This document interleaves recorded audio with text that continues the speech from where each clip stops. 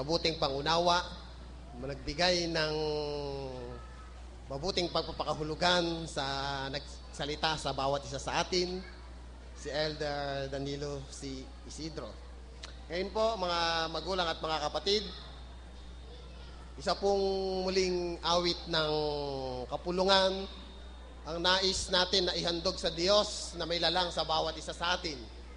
Sa Diyos na ating pinagpapasalamatan hindi lamang sa araw na ito, kundi sa lahat ng araw ng ating buhay. Awitin po ng buong kapulungan ang himno bilang 85. So, 85 po sa ating mga himnaryo. At umawit po tayong sama-sama, umawit tayo ng malakas. Hindi lamang para makarating sa ating Diyos na ating pinagpapasalamatan, kung hindi sa abot ng ating makakaya, ibigay natin ng buong puso ang ating mga tinig, ang ating mga boses, ang mga karapatan na binigay sa bawat isa sa atin ng pag-awit. Awit po bilang 83.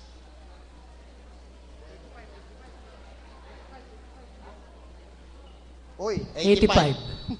Naduling po ako, 85.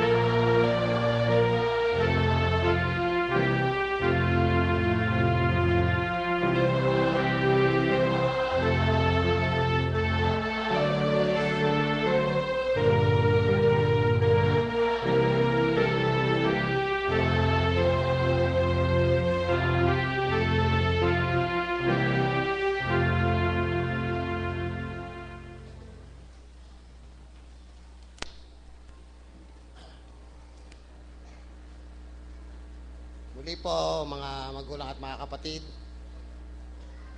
ay sa bahagi pong ito ay papakilala ko ang isang bahagi pa rin ng Council of Elders. Pero bago po yon ay binabati ko po katulad ng pagbati ng kapatid na Fred to those who are hooked online sa mga bansang una na po doon sa pinanggalingan ko sa bansang Korea. Maaari po ang aking asawa at si kapatid na Gerson ay naka-online. Annyeonghaseyo. At sa ilang nasa Japan, sa kay Brother Roland sa Australia, at higit sa lahat kay Sister Beth sa New Jersey. Sa kalaman po ng lahat ay may nakapagbalita sa akin na talaga nag-invite pa siya ng mga kasama niya roon, mga kaibigan. At kumpleto sila roon na siguro, Combo Tagalog, siya na mag-interpret ng mga sinabi dito. Sa mga kapatid na nagnanais na sapagkat sa mga panahon na to, tila ba ang kasagutan sa lahat ng kahirapan ay pagpunta sa ibayong dagat na naranasan ng inyong abang lingkod. Sa pagparoot pa rito namin sa mga bansang aming tinunguhan, talagang mauuhaw ka sa paraan ng paglilingkod na ginagawa natin. Meron naman doon, may masasamahan ka, may makikita ka, subalit mauuhaw ka talaga sa paraan ng paglilingkod na kung saan mo nasanay ang iyong sarili at kung saan ka naglilingkod sa espiritu at sa katotohanan. So, kung ang mga kapatiran natin, hindi ko naman iniingganyo na magsilabas, kung umabot sila sa punto ng ganoon, ay mayroon tayong mga online services na matutunghayan.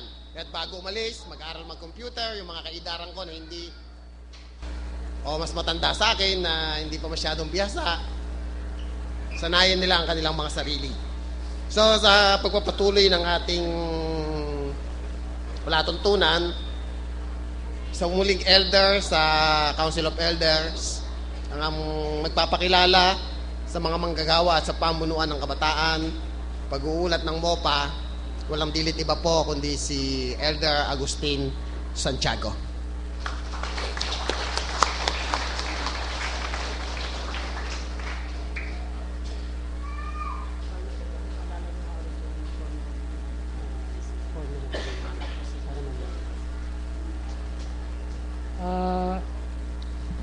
Muli po, pagbati ng masaya at maligayang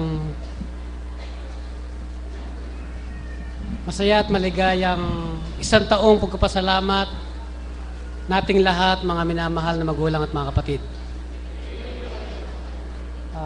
Hindi ko po pahabaan sapagkat may mga susunod pa pong mga gawain. Pinapaalala ko po muna yung mga magpapahabilin. Yung pong mga form. Nandito po kay kapatid na Perdi. Ay, wala pang kumukuha. Baka po may magpapahabilin ngayon, may mga ngasiwa sa atin. Nandito po kay kapatid na Perdi sa una yung form para po ma-fill upan. Ano po? Ang ating pong pananagutan ngayon na ibabahagi sa inyo ay ang pag-uulat ng Ministry on Pastoral Affairs sa isang taong kaganapan o mga naging kaganapan sa iglesia, mga naging gawain. Ang unahin ko po muna, pinaikli ko lang po ito, unahin ko po muna ay yung mga project, na pinakamahalagang project na naging tinugunan ninyo, mga kapatid. Itong project po na naitala natin sa 2011 ay tumutukoy po sa patuloy na panawagan sa pinatatayong kapilya o chapel natin sa lokal ng San Juan, Quezon, Isabela. Yun po ay sa project. Dahil po meron tayong lupa, ang iglesia po ay may lupa at may kapilyang itinatayo sa Quezon, Isabela. Yun po ay kasalukuyang nakabinbin. Nakatindig na yung skeleton. At ginastosan na po ng mga kapatid na nagsitulong ng nagkakahalaga po ng 84,000 sa tulong po ng mga kapatira na sumuporta sa proyektong yon. Ang pangalawa pong project ay patuloy na panawagan sa extension ng Muñoz Chapel, lokal ng Muñoz Nueva Ecija, yung Mother Church sa Muñoz,